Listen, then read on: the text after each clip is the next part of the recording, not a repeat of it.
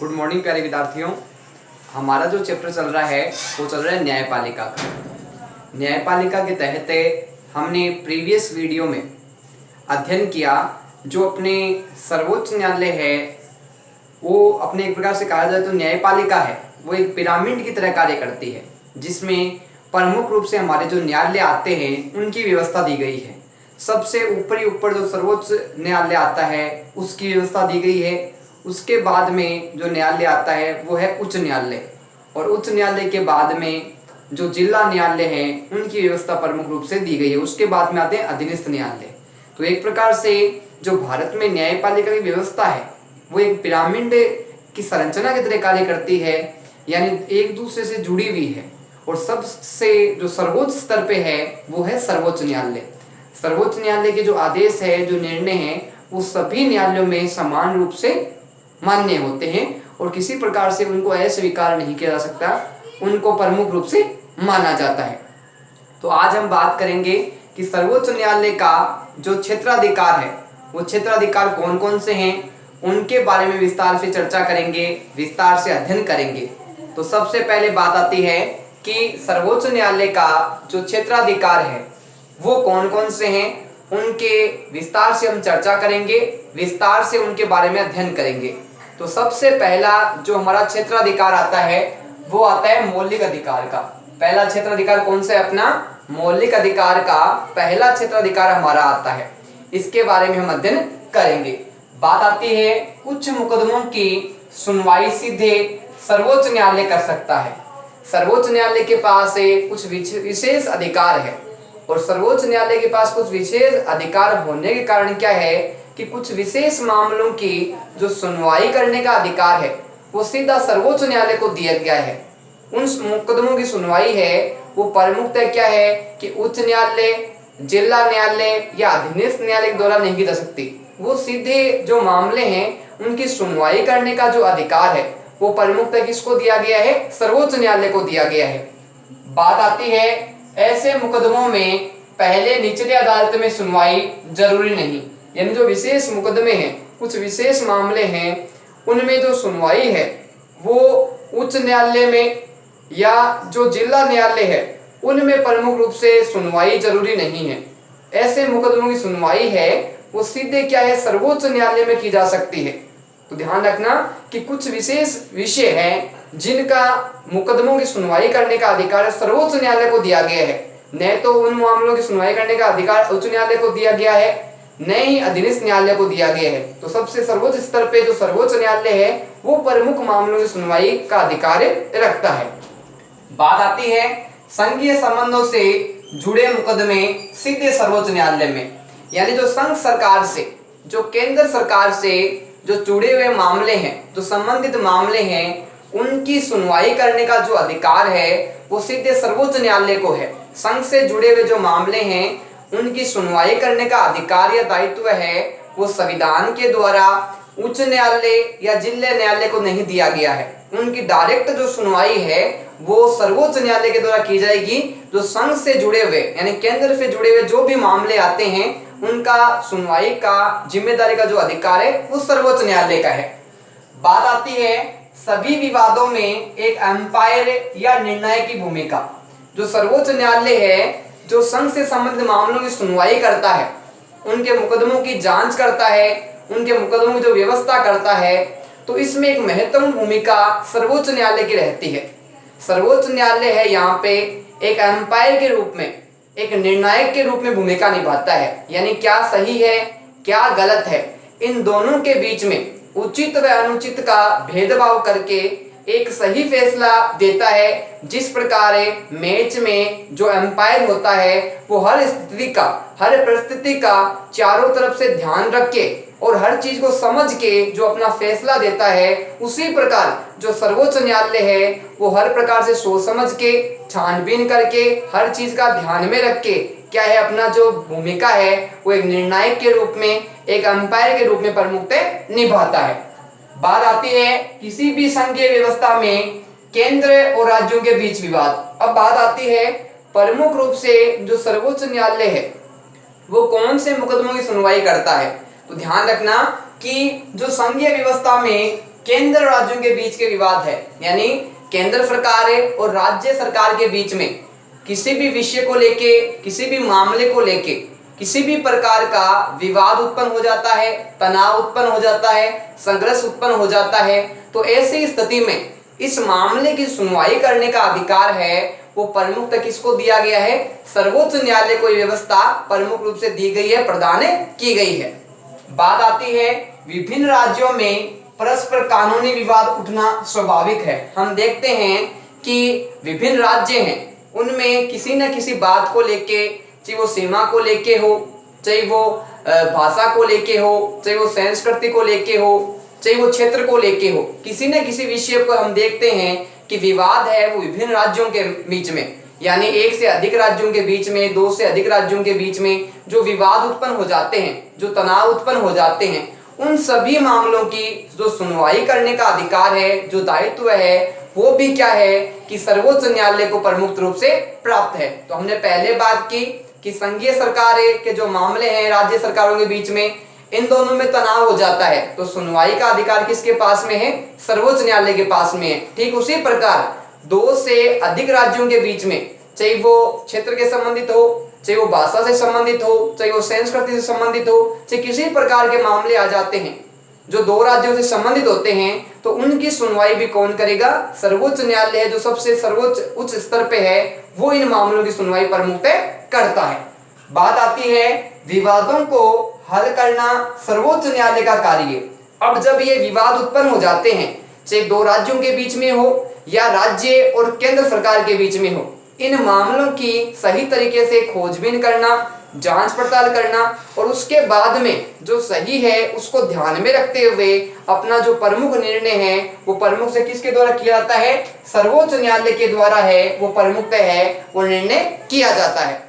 बात आती है इनकी सुनवाई नए ही उच्च न्यायालय और नए अधीनस्थ न्यायालय, यानी जो मामले ये आते हैं जिनकी हमने ऊपर चर्चा की, चाहे संघ से संबंधित मामले हो, चाहे संघ और राज्य से संबंधित मामले हो, चाहे राज्यों के मामले हो, इन सभी मामलों की जो सुनवाई का अधिकार है वो सर्वोच्च न्यायालय के पास में है। जो उच्च न्यायालय है या जो अधीनस्थ न्यायालय है या जो जिला न्यायालय है, उनको इन मामले में सुनवाई करने का अधिकार है वो बिल्कुल भी प्रदान है वो नहीं किया गया है। उनकी सीमाएं हैं वो निश्चित की गई है और वो सीमाओं के अंतर्गत रहते हुए ही क्या है? प्रमुखतः अपना कार्य करते हैं।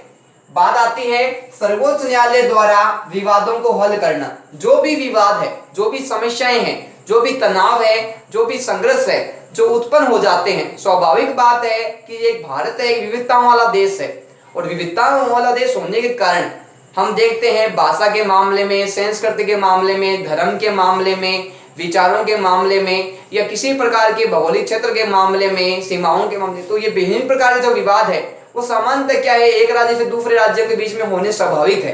तो इन मामलों की जो सुनवाई है और उन मामलों को समस्या का समाधान करना है, उनका हल निकालना है, इन विवादों को पूर्णतः समाप्त करना है, ये अधिकार, ये कार्य प्रमुख रूप से सर्वोच्च न्यायालय का बनता है कि जो विवाद उत्पन्न हो गए हैं उन विवादों को किस प्रकार से हल किया जाए, उनको किस प्रकार से समाप्त किया जाए कि दोनों राज्यों के बीच में या केंद्र राज्य के बीच में जो विवाद है वो पूर्णतः समाप्त हो जाए और ये जो तनाव उत्पन्न हो रहा है उसको शांत प्रमुख रूप से किया जाए और उचित हल निकालना जो निकाला जाता है प्रमुख रूप से वो सर्वोच्च न्यायालय के द्वारा निकाला जाता है। बात आती है संघीय और राज्य सरकारों की शक्तियों की व्याख्या करना।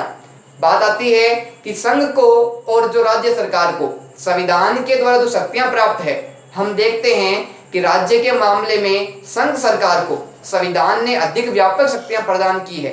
अब इनकी संविधान के द्वारा जो शक्तियां प्रदान की गई है, इनकी व्याख्या करने का अधिकार भी किसके पास में है?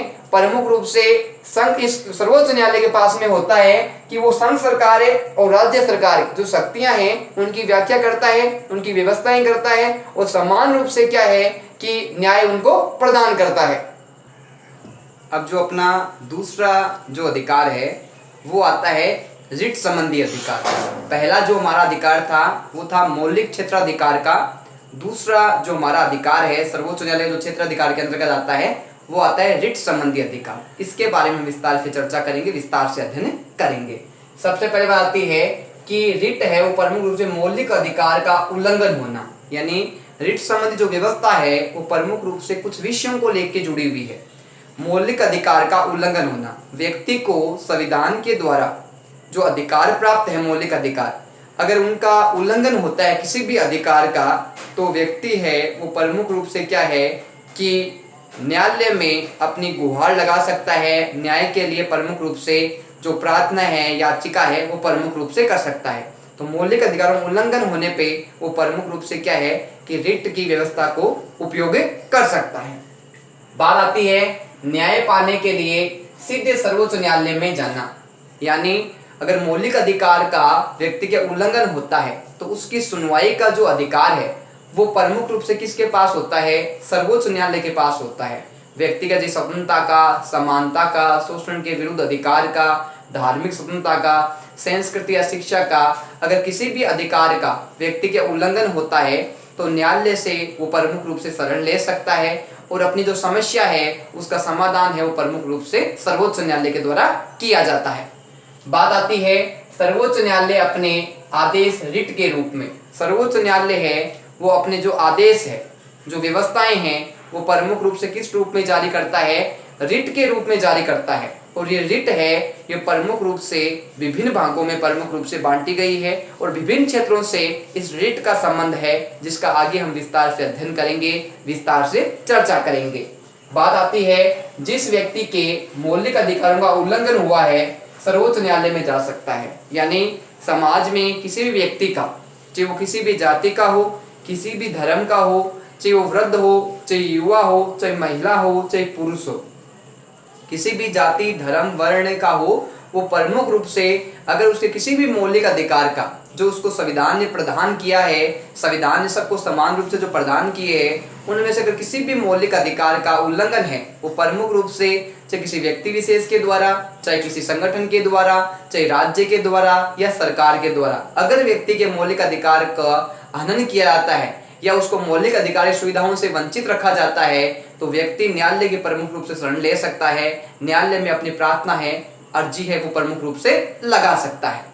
बात आती है रिट के माध्यम से न्यायालय कार्यपालिका को कुछ करने या न करने का आदेश देता है। रिट है जो व्यवस्था है, इसके माध्यम से प्रमुख रूप से क्या है, जो सर्वोच्च न्यायालय है वो कार्यपालिका को आदेश देता है कि कोई कार्य उसको करना है या नहीं करना। यानी प्रमुख रूप से कहा जाए तो सर्वोच्च न्यायालय है वो प्रमुख रूप से कार्यपालिका पे नियंत्रण रखता है। अगर कार्यपालिका किसी भी प्रकार से व्यक्ति के अधिकारों के विरुद्ध कोई कानून बनाती है, कोई व्यवस्थाएं बनाती है जिससे व्यक्ति के व्यक्तित्व विकास में बाधा उत्पन्न हो गई है, या किसी प्रकार से व्यक्ति के जो मौलिक अधिकार है उन पर प्रतिबंध लगाया जा रहा है, तो सर्वोच्च न्यायालय के द्वारा ये आदेश जारी किया जाता है कि कार्यपालिका को ये करना चाहिए या नहीं करना चाहिए, उसका क्षेत्र क्या है, उसका दायरा क्या है, उसको प्रमुख रूप से क्या है न्यायालय के द्वारा आदेश दिया जाता है कि जो कार्य वो किया जा रहा है वो उचित है या अनुचित है। बात आती है रिट क्या है? संबंधित न्यायालय में याचिका दायर करना। रिट प्रमुख रूप से क्या है कि संबंधित न्यायालय में जो याचिका दायर की जाती है, जो प्रार्थना दायर की जाती है, जिसमें प्रमुख रूप से उस व्यक्ति की समस्या होती है, जो उसके प्रमुख रूप से अधिकारों से वंचित रखा गया है, उसको सुविधाओं से वंचित रखा गया है, प्रमुख रूप से वो समस्याएं हैं, वो प्रमुख रूप से रिट के माध्यम से, एक याचिका के माध्यम से सर्वोच्च न्यायालय में प्रस्तुत की जाती है। तो रिट संबंधी जो अधिकार है वो प्रमुख रूप से व्यक्ति के जो मौलिक अधिकार है उनको प्रमुख रूप से सुविधाएं प्रदान करता है, और कार्यपालिका के द्वारा, व्यवस्थापिका के द्वारा, राज्य के द्वारा, सरकार के द्वारा, किसी संगठन के द्वारा, किसी व्यक्ति के द्वारा अगर व्यक्ति के मौलिक अधिकार का उल्लंघन होता है तो प्रमुख रूप से क्या है न्यायालय में अपनी याचिका दायर कर सकता है, और उसको जो समस्याएं हुई, जो उसको अधिकारों से वंचित रखा गया किसी भी के द्वारा, तो उसको उचित रूप से न्यायालय है वो दंड देता है, सजा देता है, और प्रमुख रूप से क्या है पीड़ित पक्ष को न्याय प्रमुख रूप से प्रदान सर्वोच्च न्यायालय के द्वारा किया जाता है। बात आती है कि रिट है वो कितने प्रकार की है। रिट है उसकी व्यवस्था है प्रमुख रूप से कितने प्रकार की होती है, तो रिट के प्रमुख रूप से 5 प्रकार होते हैं। रिट के कितने प्रकार होते हैं? रिट के प्रमुख 5 प्रकार होते हैं। ये 5 जो भाग है ये विभिन्न क्षेत्रों से, विभिन्न बातों से, विभिन्न विषयों से प्रमुख रूप से जुड़े हुए हैं, और इन व्यवस्थाओं के आधार पे क्या है कि जो सर्वोच्च न्यायालय का क्षेत्राधिकार है दूसरा रिट, वो प्रमुख रूप से जुड़ा हुआ है। तो बात आती है कि रिट के 5 प्रकार है, ये कौन कौन से हैं और इनमें कौन सी व्यवस्थाएं प्रमुख रूप से दी गई है। तो सबसे पहला जो हमारा रिट का प्रकार आता है वो आता है बंदी प्रत्यक्षीकरण का। पहला है रिट का प्रकार है वो कौन सा है, बंदी प्रत्यक्षीकरण का। दूसरा जो हमारा रिट का प्रकार है वो आता है परमादेश का। दूसरा कौन सा आता है अपना रिट का प्रकार है, परमादेश का। तीसरा अपना रिट का प्रकार कौन सा आता है, उत्प्रेषण का। तीसरा अपना रिट का प्रकार कौन सा आता है, उत्प्रेषण का। चौथा जो अपना प्रकार आता है रिट का वो कौन सा आता है, निषेधाज्ञा का आता है। कौन सा आता है, निषेध का आता है। और रिट का जो अपना 5वां प्रकार है वो कौन सा है, ध्यान रखना, अधिकार परीक्षा है। ये प्रमुख रूप से रिट के 5 है वो प्रकार बताए गए हैं। इन 5 प्रकारों की हम विस्तार से अध्ययन और चर्चा है वो हमारे आगे वाले वीडियो में करेंगे।